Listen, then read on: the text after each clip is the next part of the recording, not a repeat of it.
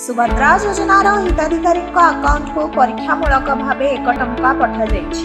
परीक्षामूलक भाव यह टंका पठाई सुभद्रा सचेतनता शोभायात्रा उपमुख्यमंत्री प्रभाती परिड़ा। योजनार शुभारंभ पूर्व अकाउंट ठीक अच्छी कि नहीं जांच करने टंके लेखाएं अकाउंट को पठाई राज्य सरकार। सुभद्रा योजना संबंध में सचेतनता सृष्टि करने लक्ष्य गिरिदुर्गा मंदिर रमादेवी महिला विश्वविद्यालय पर्यंत एक सचेतनता शोभायात्रा आयोजित होता।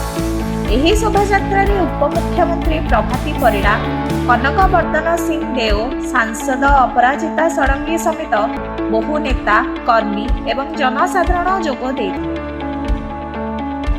ଏହି ଅବସରରେ ପ୍ରଭାତୀ ପରିଡ଼ା କହିଛନ୍ତି ଯେ ଶେଷ ହିତାଧିକାରୀଙ୍କ ପର୍ଯ୍ୟନ୍ତ ଟଙ୍କା ନ ପହଞ୍ଚିବା ଯାଏଁ ଯୋଜନା ଚାଲୁ ରହିବ। 17 ତାରିଖରେ ହିତାଧିକାରୀଙ୍କ ଆକାଉଣ୍ଟକୁ ଟଙ୍କା ପଠାଯିବାକୁ ନିଷ୍ପତ୍ତି ନିଆଯାଇଛି। 17ରେ ପ୍ରଥମ କିସ୍ତିର ଟଙ୍କା ମିଳିବ ବୋଲି ସୂଚନା ମିଳିଛି। ତେବେ ଯେଉଁମାନେ ବର୍ତ୍ତମାନ ସୁଦ୍ଧା ପଞ୍ଜୀକରଣ କରିନାହାନ୍ତି ସେମାନେ ଭୟଭୀତ ନ ହେବାକୁ ପରାମର୍ଶ ଦେଇଛନ୍ତି ଉପମୁଖ୍ୟମନ୍ତ୍ରୀ ପ୍ରଭାତୀ ପରିଡ଼ା। एपर्यंत 60 लाख महिला पंजीकरण कर सारी सूचना मिली। Bureau report, Jihwa news.